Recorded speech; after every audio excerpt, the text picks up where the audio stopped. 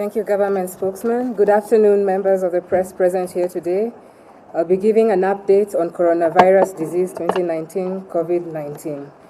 Following the confirmation of a case of COVID-19 in the country yesterday, the Ministry wishes to update members of the public as follows. 1. So far, we only have one confirmed case. The patient continues to receive care and treatment at Kenyatta National Hospital Infectious Disease Unit in a self-contained room. The patient is in stable condition with normal vital signs, is cheerful and vibrant. We thank her for taking prompt action and seeking prompt health advice, and we wish other Kenyans who may be symptomatic will follow her example. The Ministry of Health has traced 22 close contacts who have been quarantined at KNH isolation units at Mbagathi. Specimens from these contacts are currently undergoing testing at KEMRI laboratories. 4. 23 other persons of mixed nationalities who traveled on the same flight with the patient have also been traced and advised to undertake self-quarantine for 14 days. The Ministry's rapid response team is following them up on a daily basis until the 14 days are over. 5. The county team, in conjunction with the Ministry of Health, has fumigated the apartment block where the patient was resident. 6. We have set up 2 counseling centers, one in KNH and another in Mbagathi, and we have deployed counselors who are now taking care and meeting the needs of the quarantined patients and their families. 7. The Public Health Operations Center has been fully activated to coordinate response efforts. A call center has been set up to enhance communication on COVID-19. Members of the public can reach the call center by dialing 719. I repeat, by dialing 719 for audio messages and star 719 hash for short messages. This will apply across all networks. The Ministry of Health, in partnership with county governments, the Kenya Red Cross, AMREF, WHO, the World Bank Group, KEPSA, University of Nairobi, and Kenya Health Federation, amongst other stakeholders, are now going to initiate community engagement, and AMREF shall take lead in mobilizing community health strategy in order to raise awareness across the country. On Monday, additionally, the business community will come together and will share a compact on how they will contribute to the intervention against COVID-19. The ministry continues to maintain heightened surveillance at all points of entry, health facilities, and communities across the country. We urge members of the public to remain vigilant and are advised to continue taking the following precautionary measures as advised. 1. Maintain basic hand hygiene and safe food practices. And basic hand hygiene, we emphasize, begins with simple hand washing. Avoid close contact with people who are coughing or who have flu-like symptoms. In addition, anyone showing symptoms of chest infection illness, such as fever, coughing, difficulty in breathing, sneezing, and with a history of travel, is strongly advised to go to the nearest health facility for assessment and prompt management.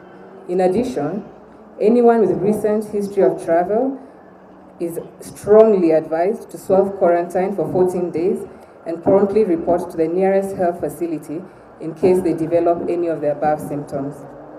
Additionally, we have taken note of videos doing rounds on social media with fake information, which is aimed at misinforming and causing unnecessary panic to the public.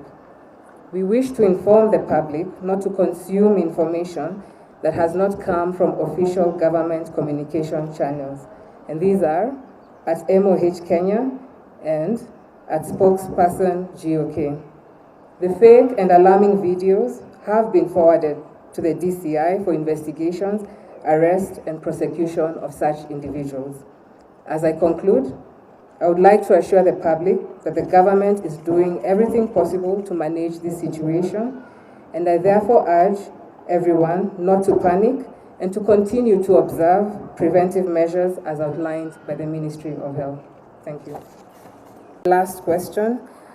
Indeed, of the 22 that are in quarantine, we are taking samples and we're in the process of running those samples. And immediately we get the results, we shall then communicate this with the families first, the individuals, and then of course with the public. And the second question, you've mentioned that there are other 23 close contacts who are in the flight that were with this patient. We've notified the different persons. These persons consist of different nationalities who all had different destinations, but we've been able to get the manifests and have communicated with them and have given the proper protocols of how self-quarantine will be done. These people are not within the country.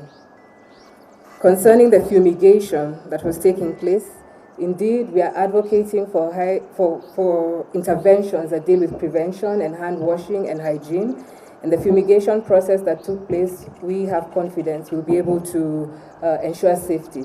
Regarding public transport, this will be escalated to the National Emergency Response Committee. And this committee, following the executive order, will be giving further instructions in the coming week on Monday on how we shall engage in that space. Is there any other question? So just to finish, we are going to give you daily updates, and we shall be able to review that as time goes. Thank you. What I was saying that we are going to give you daily updates on this situation, but remember again, this is a very, very fast-moving situation. And we therefore will be able to review that as time goes by. So tomorrow we are also going to have another update like this one. We'll give you the timing and the location, and again on Mondays. We'll go on like that until we review, based on the situation as it develops. Anybody who wants this? No. You can just use it to sanitize here. Don't go with it. Just use and leave it here. Use it and leave it here. No, you can't give this one away. Just sanitize and leave it here.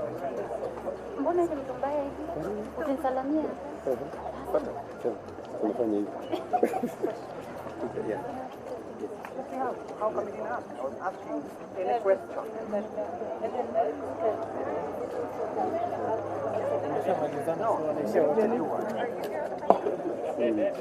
No, we cannot have